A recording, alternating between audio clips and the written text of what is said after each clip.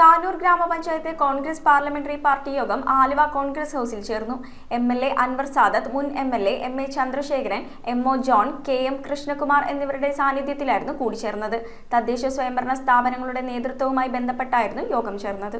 ഗ്രാമപഞ്ചായത്ത് president, vice president, standing committee chairman എന്നിവരുടെ തെരഞ്ഞെടുപ്പ് സംബന്ധമായ തീരുമാനങ്ങൾ എടുക്കുവാനായി കാനൂർ ഗ്രാമപഞ്ചായത്ത് കോൺഗ്രസ് പാർലമെന്ററി പാർട്ടി യോഗം ആലുവ കോൺഗ്രസ് ഹൌസിൽ ചേർന്നു. ജില്ലാ കോൺഗ്രസ് കമ്മിറ്റി ചുമതലപ്പെടുത്തിയ എം.എൽ.എ. അൻവർ സാദത്ത്, മുൻ MLA. MA. Chandrasekharan, MO. John, KM. Krishnakumar എന്നിവരുടെ സാന്നിധ്യത്തിലായിരുന്നു യോഗം. കാനൂർ ഗ്രാമപഞ്ചായത്തിന്റെ പ്രസിഡന്റായി സെബാസ്റ്റ്യൻ പോളിനെയും വൈസ് പ്രസിഡന്റായി വിജി ബിജുവിനെയും ആദ്യ 4 വർഷത്തേക്ക് തീരുമാനിച്ചു. തുടർന്ന് അവസാന വർഷം പ്രസിഡന്റായി എബിൻ ഡേവിസും വൈസ് പ്രസിഡന്റായി സീന സത്യനെയും തെരഞ്ഞെടുത്തു. പാർലമെന്ററി പാർട്ടി ലീഡറായി സെബാസ്റ്റ്യൻ പോളിനെയും ചീഫ് വിപ്പായി ജോഫി ബൈജുവിനെയും പാർലമെന്ററി പാർട്ടി സെക്രട്ടറിയായി ഷിജി ടോമിയെയും തീരുമാനിച്ചു. സ്റ്റാൻഡിംഗ് കമ്മിറ്റി ചെയർമാൻമാരായി എബിൻ ഡേവിസിനെയും സീന സത്യനെയും കെ.എ. ഖാലിദിനെയും ആദ്യ 4 വർഷത്തേക്കും പ്രിയ ജോബി, ജെസി ലിജോ, റിംസി ബാബു എന്നിവർ അവസാന 1 വർഷവും ചുമതലയേൽക്കും. News bureau, Kalady. Kopparambil ayurvedic hospital and research centre. ഉഴിച്ചിൽ, ലൂംബ സ്പോണ്ടിലൈറ്റിസ്,